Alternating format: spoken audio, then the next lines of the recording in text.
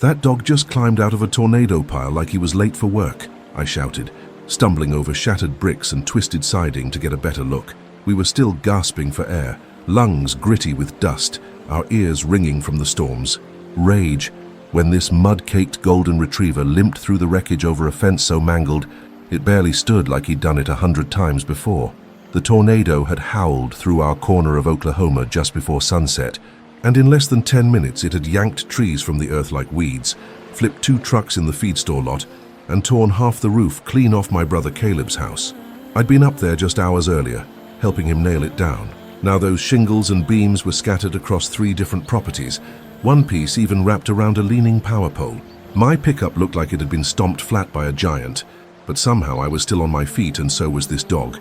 He came right up to me, eyes alert, tongue lolling, tail wagging with a cautious, tired kind of hope, like he thought I might be. Someone worth trusting.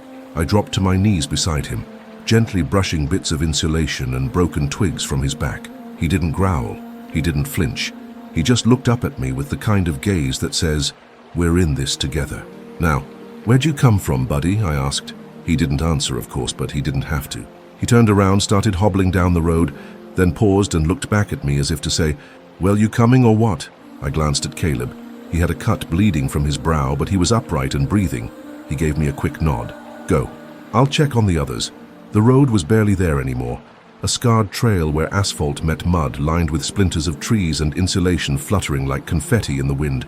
But the dog, later we'd call him Murphy, walked as if the path was clear in his mind. He didn't waver. He didn't hesitate.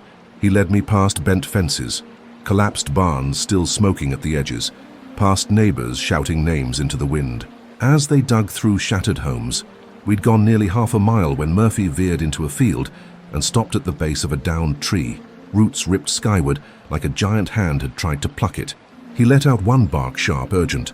I rushed over, heart sinking, sure he'd found someone lost forever, but then I heard it, a faint whimper, soft and muffled beneath the roots and clumps of earth. There, tucked into a cradle of roots and mud, was a little girl, maybe 6. Her hair tangled with leaves, arms clutching a pink backpack like it was the only thing anchoring her to the world. Her eyes were wide, locked not on me, but on the dog.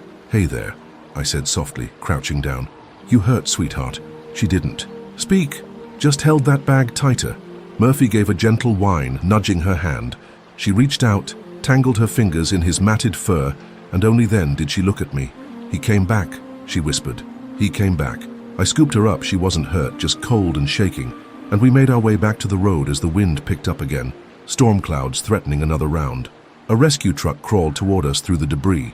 I waved it down.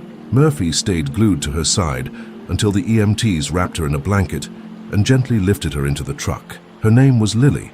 Her family's trailer had been obliterated, and somehow by miracle or sheer instinct, she'd ended up alone under that tree. They'd been searching for her since the storm passed. And Murphy? He wasn't just any stray. He belonged to Lily's grandparents. No collar, no tag, no clear way he could have found her. Just instinct, and something deeper, something like devotion. When Lily's mum arrived, sobbing and shaking, she didn't run to her daughter first. She dropped to her knees and threw her arms around that dog. "You saved my baby," she cried into his fur. Murphy didn't bark, didn't wag. He just sat there still and steady, like he knew exactly what he'd done and that it wasn't anything special. Just what had to be done. Over the next few days, the story spread. Folks from all around showed up to help with the cleanup. Murphy got his picture on the local news.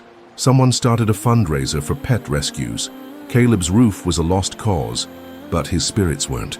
He joked about putting a statue of Murphy in the front yard. I took the dog in, at least for a while. Lily's grandparents couldn't be found. Her mum said Murphy had run off sometime after the 4th of July fireworks, scared and likely lost for weeks. He was thin, limping, one ear flopped crooked like a bent page, but loyal like nothing I'd ever seen. We gave him a cot in the mudroom. He slept like he'd been holding the world up with his back. The second night, around midnight, he started barking at the back door. I figured it was a raccoon, but when I stepped outside, flashlight in hand, he trotted down the driveway, then turned to look back at me, eyes bright, waiting. "Where to now, Murph?" I asked. He didn't bark, just started walking. And somehow I knew this wasn't over. Not even close. By the time we reached the tree line, something in my chest tightened. He wasn't just sniffing around, he was leading. Not out of habit, not for a squirrel, for something that mattered. "You sure this ain't just a long walk to a squirrel?" I muttered, carefully stepping over a soggy log. The flashlight flickered, batteries nearly dead, but I kept going, boots heavy with mud, heart heavier with wonder, following a battered, limping golden retriever with more certainty in his stride than I had in my soul. We passed the old Becker place, just charred beams now, the storm having done what time alone couldn't. Murphy paused near the old wellhead, sniffed, then veered sharply left, right into the woods. "Murph, come on, buddy, it's dark and I'm no Boy Scout," I whispered, my voice barely carrying in the stillness. But he didn't even glance back, just pressed through the brush like it was daylight, like he already knew what we were about to find.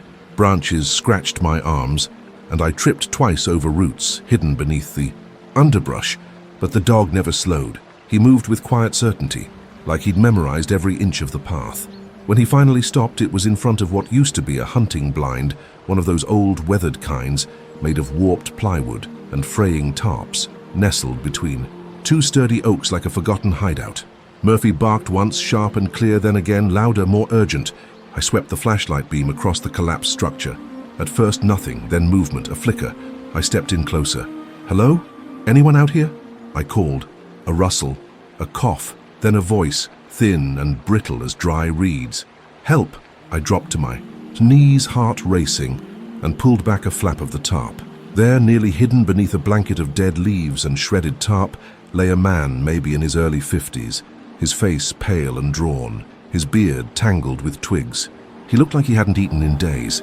Hey, it's okay, I've got you," I said, fumbling for my phone. "No bars?" "Of course." Murphy curled up beside the man, quietly laying his head near the stranger's shoulder, like he'd known him all his life. "What's your name?" I asked, slipping off my jacket to cover him. "Dale," he rasped. "I couldn't walk out. Legs. Bad. Been here since yesterday." I glanced down. His ankle was swollen, badly ballooned under the soaked denim. "Hang tight." "Dale, I'm going to get help. Murphy here will stay with you." But Dale reached out and grabbed my sleeve, his grip weak but desperate. "Don't leave him. He's the reason I didn't lose my mind, found me last night, stayed right here." I looked at the dog. This animal had already done more in 2 days than some people manage in a lifetime. "All right," I said softly. "Then we'll both go get help." It took 20 minutes to get back to the road and another 10 to find a signal. The volunteer fire station sent out a four-wheeler with 2 EMTs, who had to hack their way through the woods carrying stretchers. Murphy led the way like a seasoned search and rescue dog, weaving through the trees with calm precision. Dale was dehydrated but alive. Turned out he'd been visiting his sister and had gone for a hike when the storm struck. Tried to ride it out, but the blind had collapsed on him. "You're lucky," one EMT said, strapping him in. "Without the dog, you wouldn't have made it another night." I didn't argue. Word spread fast again. Murphy got a second news segment, this one headlined, "Miracle Dog Saves 2. Kids drew pictures of him." Someone mailed us a collar with a tag that simply read, "Hero." I fastened it around his neck. He didn't resist, just licked my hand once and stretched out on the porch like it was the most natural thing in the world, like he knew this was home now. He'd been with me a week when Lily and her mom came to visit. The moment they stepped out of the car, Lily ran straight for Murphy, wrapping her arms around him so tightly his eyes nearly teared up. "He remembers you," I said, watching his tail give a slow, steady wag. "He's the best dog ever," Lily declared, still holding him like she never planned to let go. Her mom smiled, a tired, grateful kind of smile. "You've done a lot for us, for this town." "It wasn't me," I said. "It's him." Murphy gave one wag, then rolled onto his back like being the town hero was just a fun little side gig. Later that day, I noticed him pawing at the mudroom floor, gentle, precise, like he was uncovering a memory. I thought maybe he'd buried a bone, but it was more than that. He sniffed, backed up, paced a little, restless. That night, the rain came hard. Thunder cracked like a warning shot, shaking the windows. I kept everything locked up tight, but Murphy stayed on high alert, eyes fixed on the front door like he was expecting something or someone. The next morning, the river had swelled. Not dangerously, but enough to flood the lower trails and leave the ground squishy underfoot. Still, Murphy was determined to go out, so I followed him. Raincoat zipped, boots laced tight. He led me south, this time past the flattened cornfields and along the edge of the swollen creek. We came to an abandoned mobile home partially crushed under a downed tree, the kind of place people stop noticing after a while. Murphy halted, ears forward, body tense. "You can't possibly think—" I started. Then I heard it. A baby's cry. My heart dropped. I ran into the crumpled trailer. There, wedged between a busted mattress and a splintered cabinet, was a baby in a car seat, soaked, red-faced, screaming. My hands trembled as I pulled debris aside. Murphy barked behind me, loud enough to wake the clouds if needed. The baby was cold but breathing. I wrapped her in my shirt and sprinted back to the house, calling 911 the moment I had signal. Within the hour, she was in an ambulance. Her parents had been found nearby, both knocked unconscious during the storm. They thought she was gone. When I showed them Murphy, the father dropped to his knees. "He brought her back to us," he whispered. Murphy sat quietly, just watching. 3 lives in under 2 weeks. That night, I looked at him and said, "You know something we don't, huh?" He stretched out on the porch, tail thumping once. The local paper started calling him the miracle dog of Mayfield, but I couldn't shake the feeling that he was still searching. Every night, without fail, he'd sit at the edge of the porch, facing the woods, rain or shine, wind or calm. For at least an hour, he stayed there, watchful, patient. He barely blinked, didn't wag, just waited. There wasn't fear in me, exactly. Just a tug of something off balance, like walking into a familiar room and sensing something's been moved, but you can't tell what. One evening, Murphy turned his head, looked at me. Not a stare, more like a nod. Then he turned back to the trees. I stepped outside and sat down beside him. "All right then," I said quietly, watching the same patch of forest. "Let's see what you see." The sun had long since slipped below the treetops, leaving only soft brushstrokes of violet and crimson stretching across the darkening sky. The cicadas sang in full chorus, filling the air with their steady summer rhythm, and somewhere nearby a generator hummed, a quiet reminder that the town was still slowly recovering from the blackout. Then it happened. A sound, distant, metallic, cut through the evening like a misplaced puzzle piece. It wasn't thunder, it wasn't wind. Murphy stood abruptly. He barked once, low and clipped, then took off without hesitation. Okay, I'm coming," I said, grabbing my flashlight and jogging after him. We crossed the neighbor's field, which had turned into more of a swamp than a pasture. My boots squelched with every soggy step, sinking into the thick mud, but Murphy moved effortlessly, as if every blade of grass and every shallow dip was familiar terrain. About 15 minutes in, we reached a stretch of woods I hadn't walked through since I was a kid. It used to belong to a man named Ronnie, a quiet sort who built odd tree shacks and lived off the grid until the early 2000s. When he passed, nature took the land back. Murphy paused beside a low mound of moss-covered stones, his nose twitching, with intent. Then, for the first time on this trek, he growled a deep, steady rumble. That was new. I crouched beside him and shone my flashlight. At first, I saw nothing but overgrowth, then metal, a glint beneath tangled vines, a handle. We pulled the brush aside and uncovered a rusted cellar door. "Is this what you've been waiting for?" I asked. Murphy barked again, more certain now. I grasped the handle and pulled. The hinges shrieked in protest as the door groaned open. A wave of musty, stale air hit me, earthy and heavy, like the breath of the past exhaled all at once. Inside, stairs disappeared into darkness. My instincts told me to stop. Every nerve screamed, "Don't go down there," but Murphy stepped forward without hesitation. So I followed. The cellar was larger than I remembered, a maze of rooms once used for canned goods, and Ronnie's peculiar cache of survival gear now looked like someone had been using it. There were bags, bottles, blankets, signs of life. Then I heard it. Footsteps. I froze. "Hello?" I called out gently. "We're not here to cause trouble." A long pause. Then a whisper.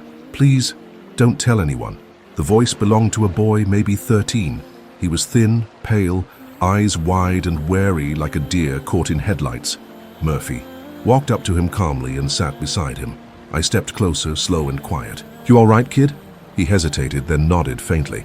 "I've been hiding here since the tornado. I didn't want to go to foster care. My dad, he didn't make it." My heart clenched. "What's your name?" "Eli." I sat down on an old wooden crate near him. "Eli, no one's going to take you away unless we make sure you're safe first. Let's get you some food, get you checked out. That's all, okay?" He didn't move at first. Murphy nudged his hand with his nose, warm and steady. "I knew someone would come," Eli whispered. "I saw him outside one night. He kept coming back. I knew he was trying to help. Murphy had known. He'd been waiting for Eli to believe he was safe. Back at my place, we cleaned Eli up. He devoured 4 sandwiches and fell asleep on the couch, curled up like a stray, finally allowed to rest. Murphy lay at his feet, a silent guardian. The next morning I called the sheriff. We handled it gently. Just like with Lily, the town wrapped its arms around Eli. A retired couple down the road offered to foster him for a while, and he agreed. "You think he'll be okay?" I asked Murphy that night. Murphy yawned, but I could tell he wasn't finished. Not yet. He still took his place at the edge of the porch every evening, watching the woods with that same unwavering stare. 3 rescues, 3 lives. And Murphy? Still on duty. Then something shifted. He stood again, ears tilted forward, body leaned in, not the casual alertness of a dog listening for squirrels or wind, but something deeper, something knowing.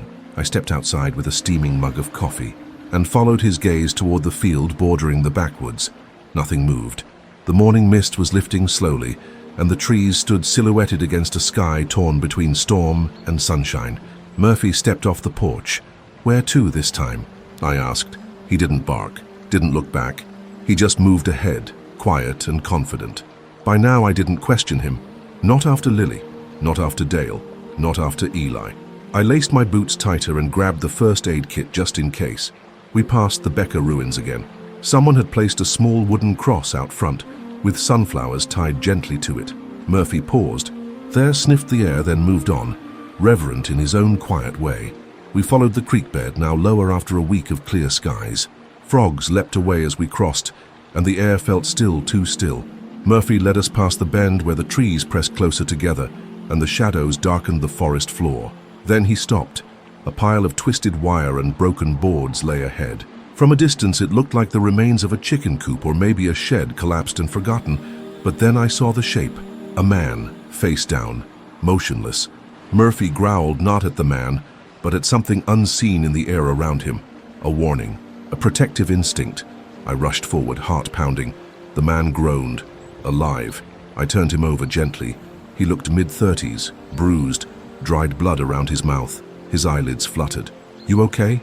I asked. "Can you hear me?" He mumbled something. "Barely." I grabbed a water bottle and trickled a few drops into his mouth. He coughed, then swallowed. "Truck," he rasped.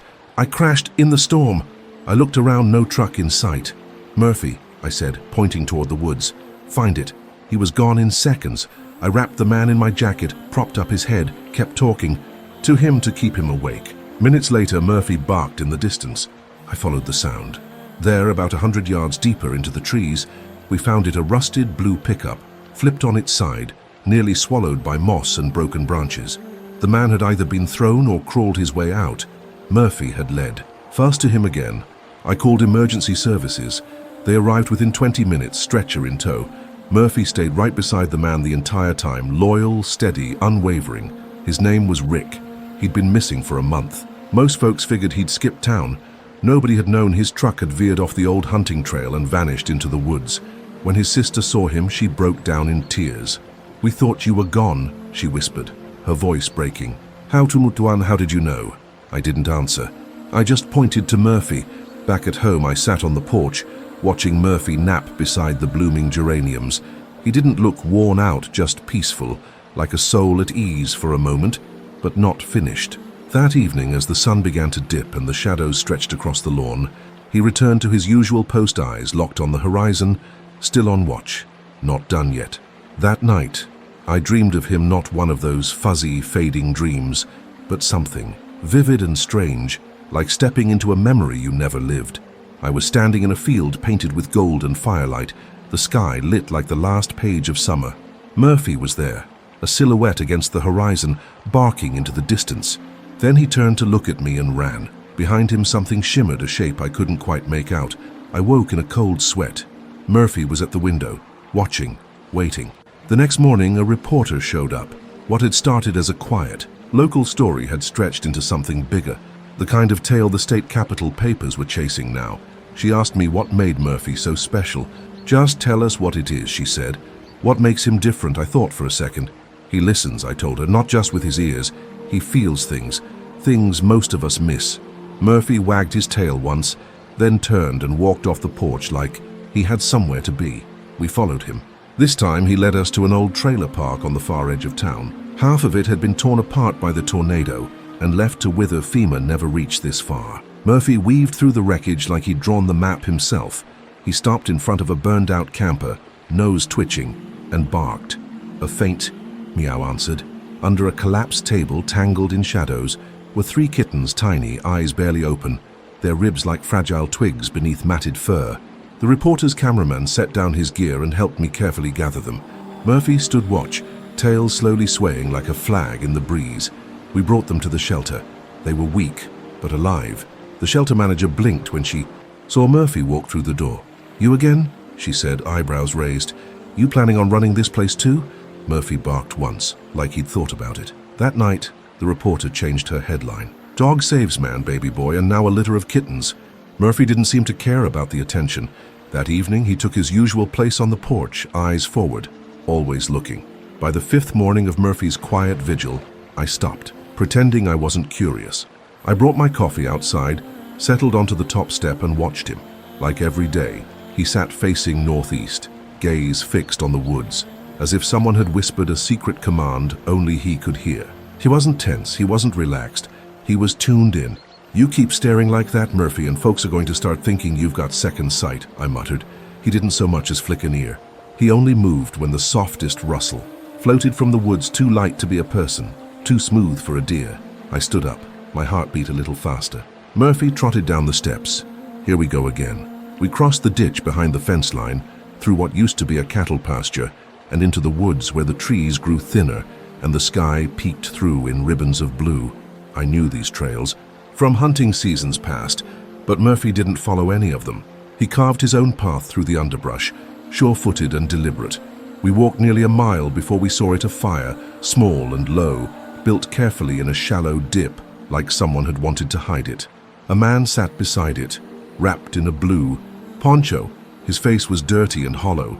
He stirred a can of something with a stick. He saw us and froze.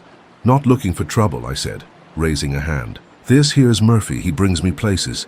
The man glanced at the dog. Murphy didn't bark or growl, he just sat. "You a ranger?" the man asked, his voice like gravel. "No, sir, just a neighbor. You okay?" He coughed once. "Been sleeping out here since the storm. Had a place over on Grove Street, it got flattened. You need help?" He nodded slowly. "I think I do." Murphy stepped closer, settling beside him like he'd always belonged there. I offered the man some granola bars and water from my pack. He ate slowly, like someone who hadn't trusted food in days. His name was Patrick. He didn't say much about himself, just enough for me to piece together that he'd been alone for a long time, even before the storm. "You the one they're talking about?" he asked, glancing at Murphy. "The dog that finds people?" Murphy blinked at him. "Yeah," I said, "he's 4 for 4 so far." Patrick smiled with cracked lips. "Then maybe I'm lucky number 5. We brought him back slowly. I called ahead so the clinic could prepare a bed. He was dehydrated, showing signs of infection, but the staff said with some care and rest, he'd be okay. That night, Murphy didn't sit on the porch. Instead, he curled up beside the back door and slept deep, undisturbed, like someone who'd finally finished a chapter in their story. It made me wonder, was there a rhythm to all this? A pattern only he could hear? The next day I got a call from someone at the shelter. The kittens were doing well. One had already been adopted by a teacher from the elementary school. "You're turning this dog into a legend," the volunteer joked. "We're getting calls from folks who want to meet him, like he's a celebrity."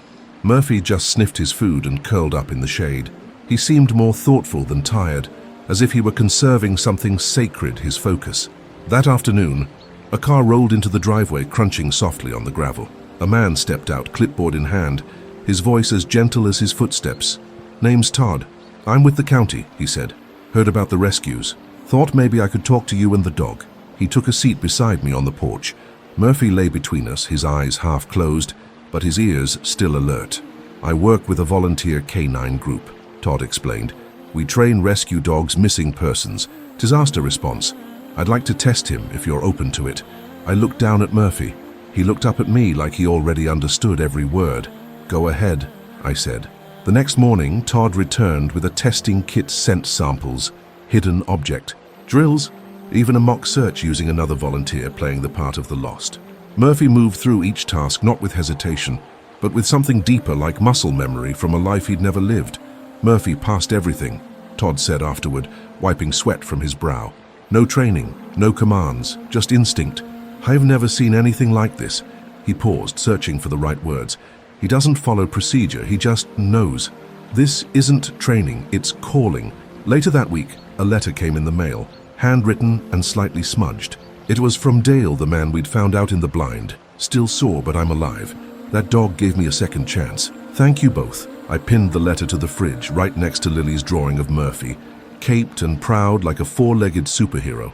One afternoon at the hardware store, Murphy surprised me again. We were at the checkout counter, Murphy resting at my feet, when he suddenly stood up and walked away, deliberate, drawn by something unseen. He approached a woman near the entrance. Gently, he sniffed at her bag and nudged her leg. She looked startled, then confused, and then her eyes began to glisten. Reaching into her purse, she pulled out a worn photograph. Her voice trembled. "This is him," she whispered. "He's my dad's dog. We lost him last year. We thought he died." I blinked. "Murphy?" She nodded slowly. "We called him Milo. He disappeared during a thunderstorm. We searched everywhere." She showed me more photos. There was no denying it, the same folded ear, the same white patch on his paw. Her voice broke. "He was my dad's best friend. My dad passed away this year. If he found you, it's because he was meant to." Murphy leaned into her legs, pressing gently. She knelt down and wrapped her arms around him. "You can keep him," she said softly. "He chose you. He always chose the ones who needed him." That night, Murphy sat on the porch again. Same spot, same direction, same quiet stillness.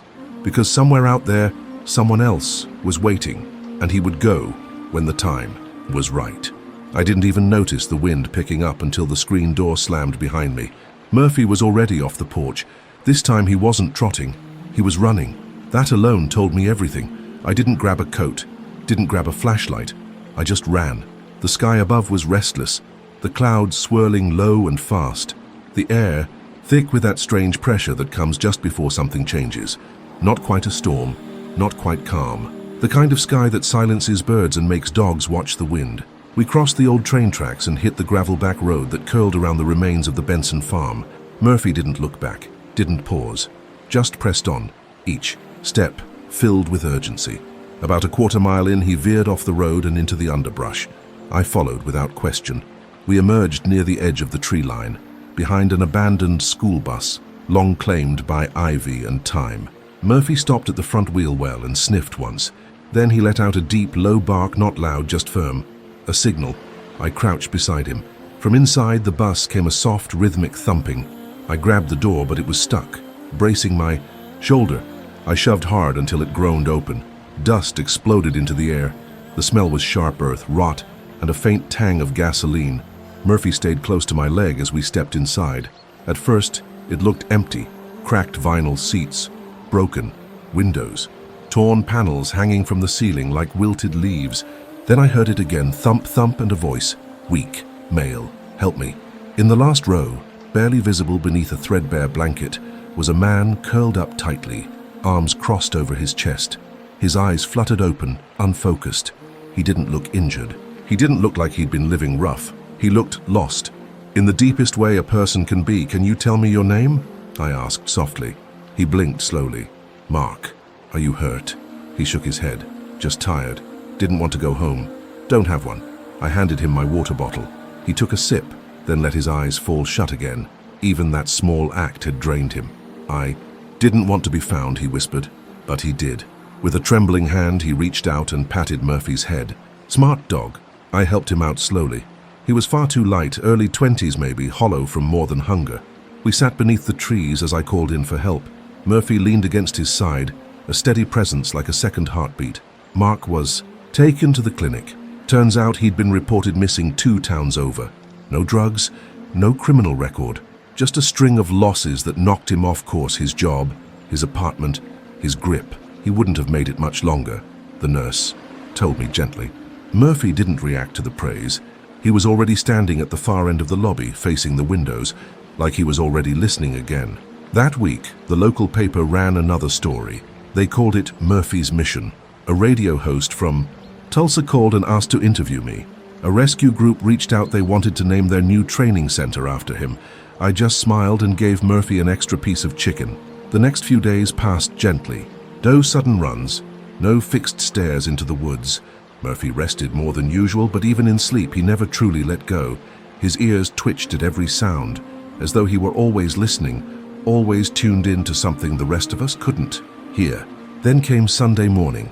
I found him already pacing by the door, nose low to the floor, body taut like a drawn bow. "You ready again?" I asked. He barked once short, certain, and turned toward the road.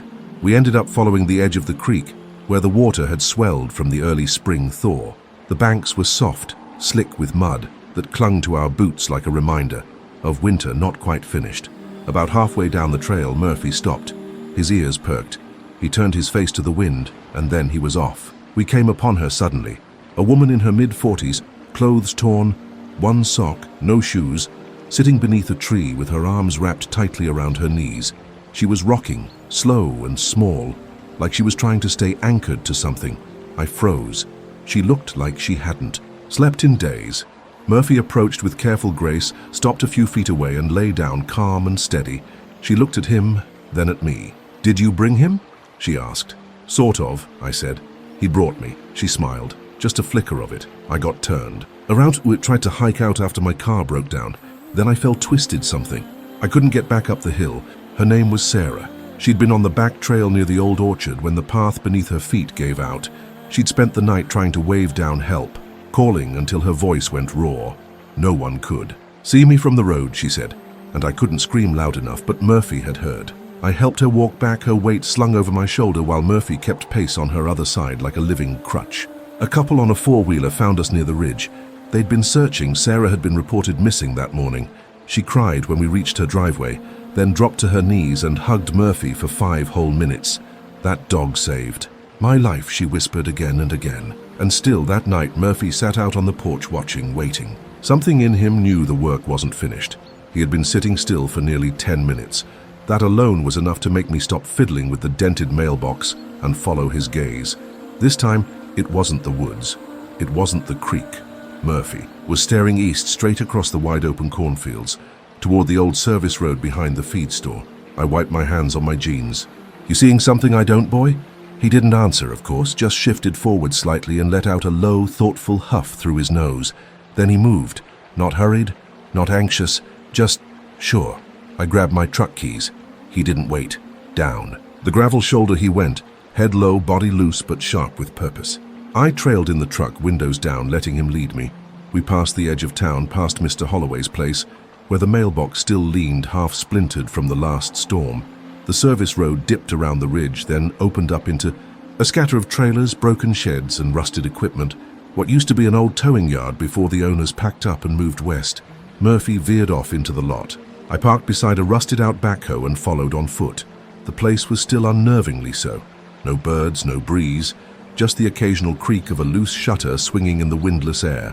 Murphy disappeared between 2 sagging sheds and slipped behind a tarp-covered frame. "Murphy," I called, quickening my pace. I caught up just in time to see him pawing softly at a sheet of plywood, leaning against a stack of worn tires. I crouched, heart thudding, and listened, breathing rough, human. I yanked the plywood aside. Behind it was a boy no more than 8, dirty, barefoot, hair wild and eyes wide as a winter moon. He flinched, but didn't move. "Hey," I said gently. It's okay, we're not here to hurt you." He didn't answer, just looked at Murphy. "He's nice," the boy whispered. He found me. "What's your name?" "Cody." "You hurt, Cody?" He shook his head. "Just hungry." I pulled the granola bar from my back pocket, the one I always kept just in case, and handed it to him. He tore into it like he hadn't eaten in days. "You here alone?" "My dad told me to wait," he said quietly. "He said he'd come back, but it's been a long time." "How long?" He shrugged. "Since the big storm." Murphy settled down beside him and leaned in gently, pressing his side against the boy's arm like a promise. We got Cody out slowly. I wrapped him in my jacket and carried him to the truck. Murphy jumped into the bed and didn't move the whole ride to the clinic. The doctors checked him over. Some bruises, some old cuts, but nothing too serious. Malnourished, yes. Traumatized, absolutely, but alive. Cody's mother had passed away the year before. His father had been drifting, no stable job, no permanent home. When the tornado hit, they'd been camped out in the trailer yard. The father likely thought it was safer than town. No one knew where he'd gone. The sheriff launched a search that afternoon. Cody was placed in temporary foster care. The town whispered and hoped. Maybe a relative would be found. Maybe something. Better? The buzz began again. Another life, another rescue. Same dog. That night, Murphy slept hard curled in the corner of the living room, paws twitching every so often like he was still chasing something in his dreams. I sat in the recliner and just watched him, heart full of quiet awe. He didn't want thanks. He didn't expect anything in return. He just found people and helped. Midweek came. A teacher stopped by the house one afternoon, a soft smile on her face and a rolled-up drawing in her hand. Her son had sketched a picture of Murphy and wanted me to see it. She chuckled as she passed it to me. He says Murphy is part angel, part superhero, part detective. I laughed. He's not wrong. We stuck the drawing on the fridge beside all the others. The door was starting to look like a gallery, one built from gratitude, crayon, and admiration. By Thursday, the sheriff called with news. Cody's father had been found at a shelter 2 counties over. He was injured, disoriented, and asking for his son. They brought him back quietly. The reunion was quiet, but full of feeling. The man wept so hard he had to sit down right there. On the clinic bench, "You saved my boy," he said to Murphy, voice thick with emotion. "I couldn't, but you did." Murphy stepped forward and gently licked his knuckles. That weekend, a group of middle schoolers in town launched a fundraiser. They wanted to build a dog park and name it after Murphy. One of them even pitched the idea of a statue. At home, I tried to keep things simple, but the town was shifting around us, hope rising like green shoots through soil that had only recently been drowned and trampled. Murphy, as always, returned to his quiet routine.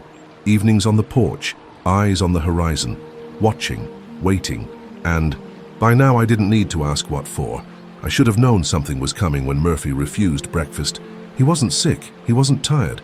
He just stood at the front door, eyes locked on the skyline like he was waiting for the sky to whisper his next mission. His food bowl stayed full, his water untouched. That had never happened before. "All right," I muttered, crouching next to him. "What is it this time?" He didn't look at me, didn't move, just kept that silent vigil. By now I didn't need a bark or a whine. I knew the look. It was time. I grabbed my coat and flashlight, even though it was only mid-morning, and followed him out.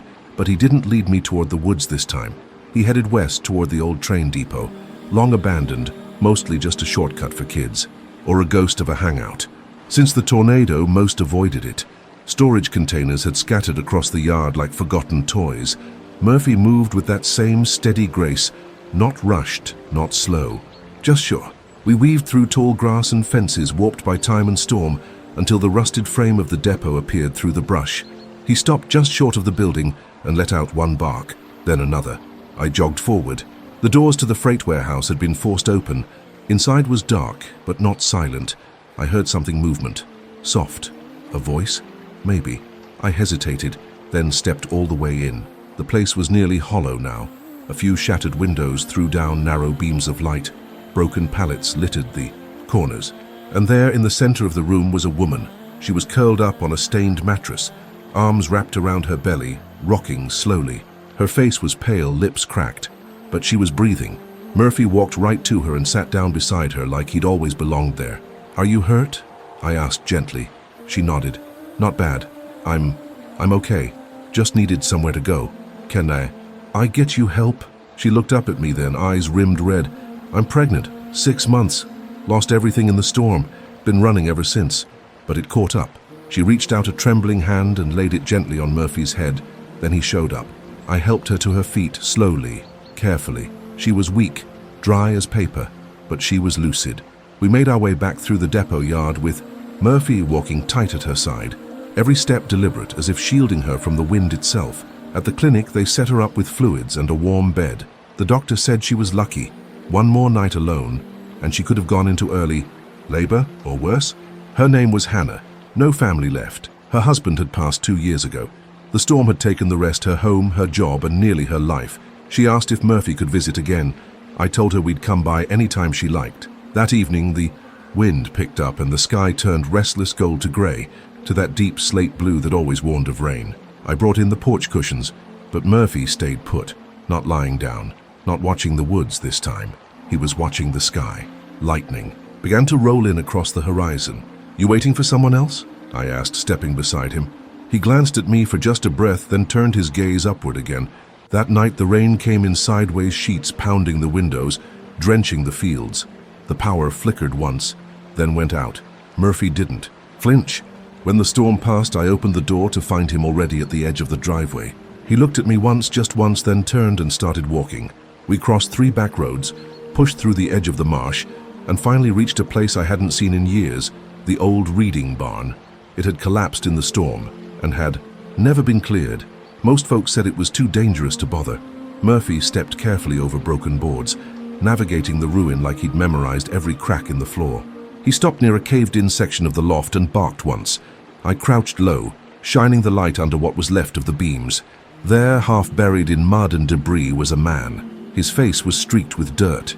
He was shoeless, unconscious, barely. More than a silhouette in the dark. I dropped to my knees and began digging, peeling back shattered wood, wet insulation, anything I could move with bare hands until I reached him. He groaned. I yelled for help, called the fire department. By the time they arrived, Murphy had already backed away and was watching from a few paces off, silent, still, a sentinel. They pulled the man free. He was a construction worker, doing cleanup on the old reading property. When the second wave of storms rolled through, no one even knew he was there. The rescue team said if we hadn't found him that night, he wouldn't have made it till morning. Murphy followed the ambulance as far as the road, then turned back, walking slowly toward me. I didn't say a word, just reached down and patted his head. We walked home together in silence, side by side like we always did.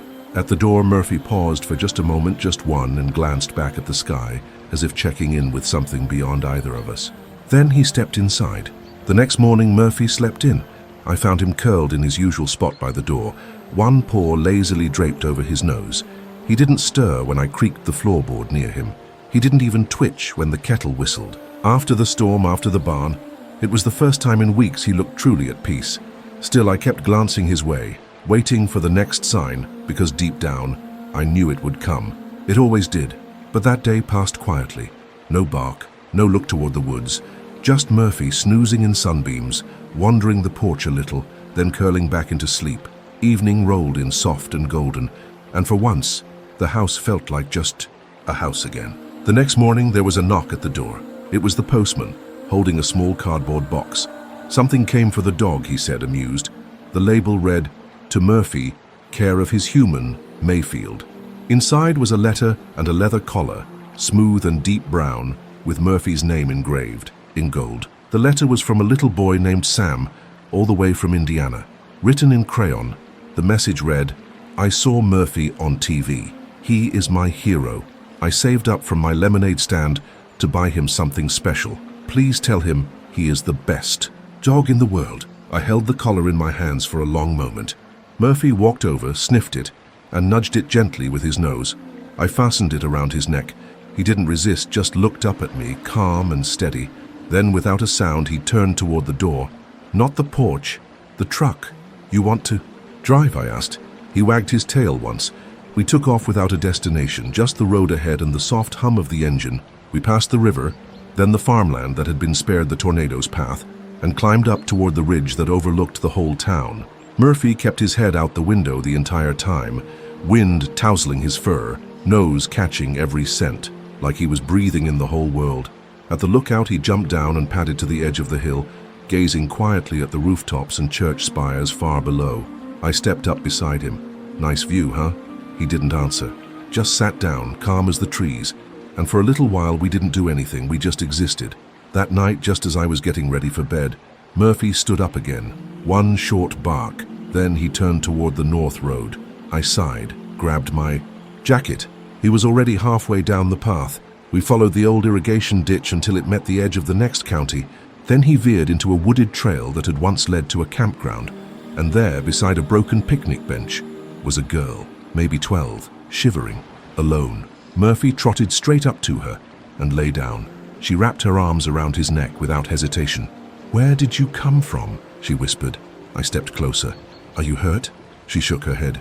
"No, just lost. We were hiking. I got turned around. Dad went to find help, but he never came back. I called the sheriff. Within an hour, a rescue crew was combing the area. They found her father downstream, calling out into the dark with a sprained ankle and a frantic heart. They were reunited right there, beside that broken bench. The girl didn't let go of Murphy the entire time. Another story, another save. Murphy didn't puff up his chest. He didn't bark or wag with pride. He just turned and walked quietly back toward the truck. Like the job was done, I started keeping a notebook after that. One line for every soul he'd found: Lily, Dale, Eli, the baby from the trailer, Rick, Sarah, Cody, Hannah, the construction worker, and now the girl, Jamie. 9 people. Each name was a heartbeat, a story, a life. The next day, a man from a local university showed up, said he was researching canine behavior during natural disasters. Asked if he could study Murphy. I said no. Murphy wasn't a lab subject. He wasn't a phenomenon to dissect. He was just Murphy.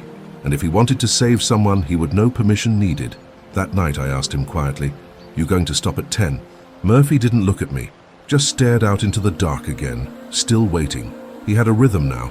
Just before sunrise, he'd stretch long and slow, then walk to the door and sit. If I didn't catch on right away, he'd give a single polite bark. Never loud, just enough. But that morning, he didn't need to bark.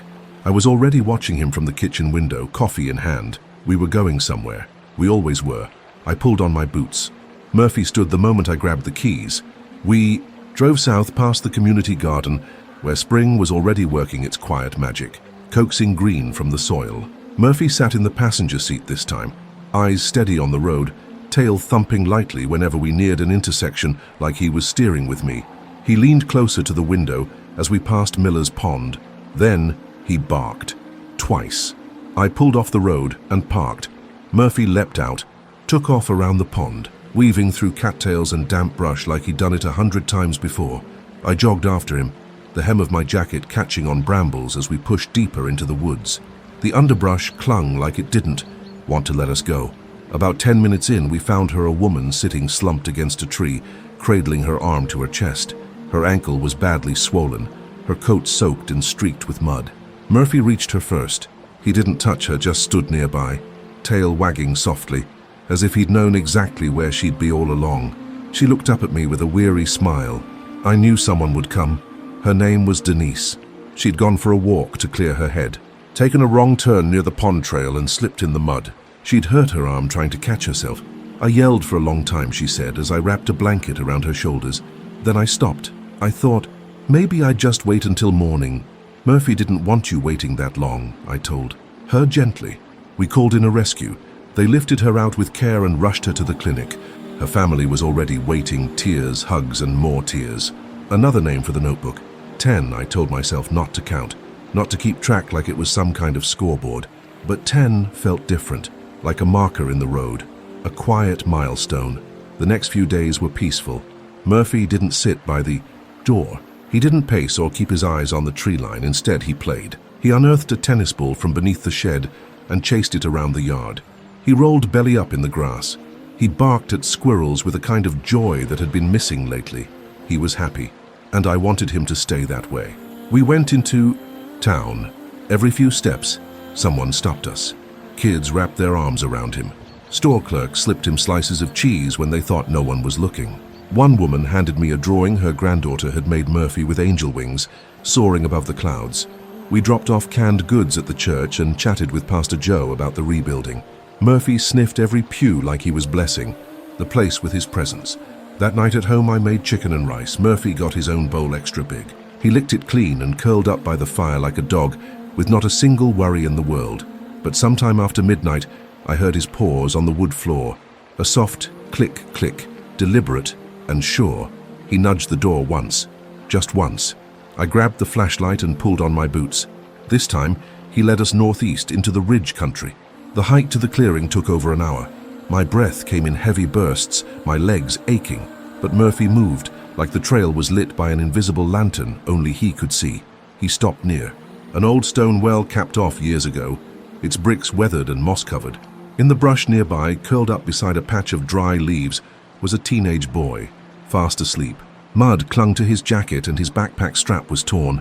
I knelt beside him and touched his shoulder gently. He startled awake, eyes wide and confused, breathing hard. Hey, it's okay. You're safe." He blinked at Murphy, then at me. "You found me. I can't take credit for that." His name was Jeremy.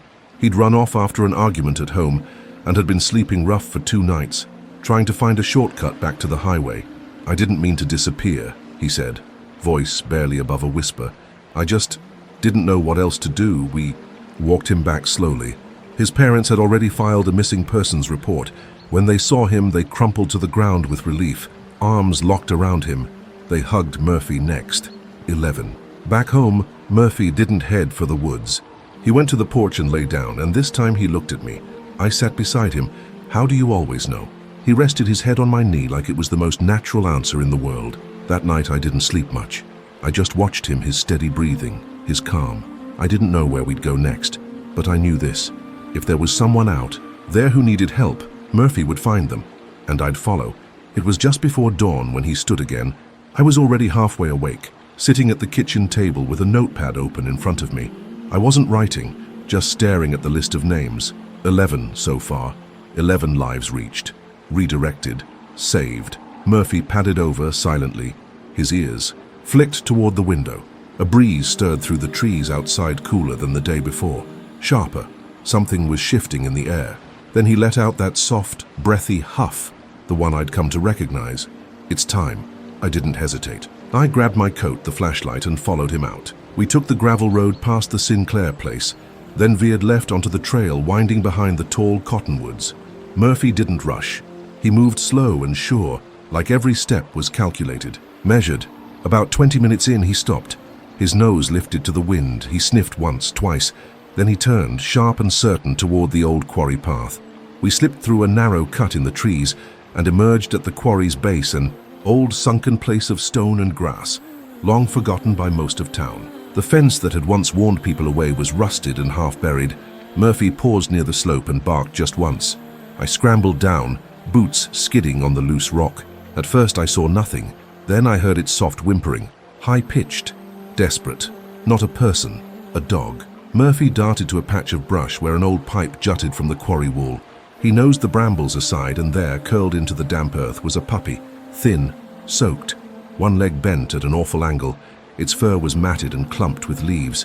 "Oh, buddy," I murmured, kneeling. "What happened to you?" Murphy stood a little back, watching as I gently lifted the pup. He was cold, barely able to squirm, but alive. I wrapped him in my jacket and held him close. Back at the truck, I cranked the heat and laid the puppy on the passenger seat. Murphy sat behind him, eyes never leaving the tiny form, like a sentry. On duty. We reached the vet clinic just as the sky blushed with sunrise. They took him in right away. The vet whispered that the puppy wouldn't have made it another hour. I glanced over at Murphy. He already knew. We stayed with the little one while they cleaned him up and warmed him. A broken leg, malnutrition, dehydration, but the vet said it was fixable. The puppy had a chance. Afterward, we walked out into the parking lot. The morning sun had pierced through the clouds, casting a golden light over everything, full and bright. Murphy stood still for a long time, his tail flicking slightly, his eyes fixed on something only he could see. "You count animals too?" I asked softly. Murphy didn't answer, but I wrote the puppy's name Lucky at the bottom of the list anyway. Later that afternoon, a boy named Kevin, about 12 years old, showed up at the clinic. He had been volunteering on weekends. The vet introduced him to the puppy, and Murphy watched them quietly from the hallway. When Kevin sat down and Lucky curled into his lap, Murphy turned and walked back toward the exit. He knew it was done. That evening, we took the long way home. We passed the fields and made our way back up to the overlook. Murphy stood at the edge of the hill, watching the wind weave through the tall grass, the world quiet around him. Then he sat slowly, deliberately. He didn't look tired. He looked thoughtful. I sat beside him, watching the horizon. "Do you ever wonder what all this means?" I asked, my voice quiet in the stillness. He didn't move, just stayed there with me. Later that night, just before I was about to turn in, I found him by the fireplace, not asleep, just watching the flames flicker and dance. 11 people, 1 puppy, 12 lives touched. I thought about Sam's letter, the collar, the drawings, the people who cried when Murphy showed up, the ones who hugged him as if he were a miracle walking among them, and still, he waited, as if the list wasn't finished, as if there was always one more. The air smelled different that morning, nothing like rain, nothing like smoke, just clean, crisp, like the kind of morning that follows something important or perhaps before something new begins. This time, Murphy didn't sit by the door. He stood by the window, his tail perfectly still, not alert, not anxious, just waiting. Knew even before he moved that we were going somewhere. but I also knew somehow that it wouldn't be like the other times. When he finally turned and walked to the front door, he didn't look back. I grabbed my coat and followed. We drove. In silence, no barking, no tail thumping against the seat. He sat upright, staring out the window, eyes following signs only he could read. He directed me north this time, beyond the hills, past the county line places we hadn't been before. We turned down a road I didn't recognize, passing a cluster of houses I'd never seen. Murphy gave one sharp, decisive bark. I pulled over. He jumped out and started walking. There was a house at the end of the gravel road, more a shed than a home. It was half covered in ivy, the porch sagging slightly. No lights, no car. Murphy walked to the back, and I followed, stepping carefully around broken flower pots and the remains of what had once been a bike. Behind the shed we found a man. He was lying in a lean-to, pale, gaunt and unshaven, one arm wrapped in a dirty towel. His chest rose and fell in shallow, irregular bursts. Murphy whined softly, stepping closer. I crouched down. "Sir, can you hear me?" I asked gently. He opened one eye, blinking slowly. "Help," he rasped. I thought nobody would ever come. Murphy did. I called for an ambulance and stayed with him until they arrived. Hypothermia, infection, malnutrition. The paramedic said he might have had hours left, maybe less. At the hospital we learned his name, Ben. No family nearby. He'd been squatting in the shed since before the tornado, injured during the cleanup, too ashamed to ask for help. Murphy sat outside the hospital entrance, waiting until they wheeled him in. Then he stood up and walked back toward the truck. 13. We didn't go home right away. Murphy led me through the park, down to the creek, and along the far side of the baseball field. He paused at the war memorial and sat. We stayed there. For a while, me sitting on the bench and Murphy beside me, still as a statue. I don't know how long we were there before I noticed someone watching us from across the street. A woman in her 60s holding a box. She crossed over and stood a few feet away. "Is that your dog?" she asked, a smile tugging at her lips. I think I belong to him, actually." She smiled warmly. "I've seen him on the news. My grandson said Murphy saved his classmate, the little girl, after the tornado. That was Lily." She nodded, handing me the box. Inside was a framed certificate, a photo of Murphy with a group of rescue workers, and a bronze medallion. "They're honoring him at the town center this weekend. You should bring him." Murphy didn't react. He just stood, watching the wind rustle the trees. That night I made a list, 13 names, each with a story. Each one a moment that had rippled outwards, changing not just a single life, but everyone around them. Murphy slept by the fireplace again, quiet, peaceful, dreaming. I leaned down and whispered to him, "You did good, boy." He opened one eye, licked my hand once and closed it again, and deep down I knew this wasn't the last time I'd follow him into the woods, because miracles don't clock out. Murphy was awake before the sun. I could hear him shifting by the door, his claws tapping softly on the wood floor as he moved between the window and the rug. When I stepped into the room, he was already staring at me. Not expectant, not anxious, just present, waiting. Outside, the sky was a soft pale grey, touched with faint light, and the breeze was warmer than it had been in weeks. Spring was finally settling in for good. "You ready?" I asked, looking at Murphy. He blinked slowly, his gaze steady, before he turned and sat down, watching the world around him. It had been a week since Ben, a week since Murphy had led me to the man curled up behind the shed with an infected arm and a broken spirit. A week of quiet, but today was different. Murphy didn't bark. He didn't nudge the door. He waited for me to open it, so I did. We took the truck north, and Murphy watched the road like he knew exactly where we were headed. When we reached the edge of the next county line, he barked once. I turned onto a road I'd never taken before. We passed fields and barns, their blue tops fluttering in the wind, still repairing from the storm. He barked again, then stood up. The road led us to a small church I'd never noticed before. Its whitewashed wood was weathered, and the siding chipped. A rusted bell hung from the tower. It looked like a place that had been forgotten except for the single red door, freshly painted. Murphy hopped down and walked toward the cemetery behind the church. I followed, boots crunching on the gravel path. He stopped in front of a woman kneeling by a grave. She was wrapped in a quilted jacket, her grey blonde hair pulled up in a messy bun. She had both hands resting gently on a weathered headstone, her head bowed in quiet reflection. Murphy sat a few feet away, as still as the air around us.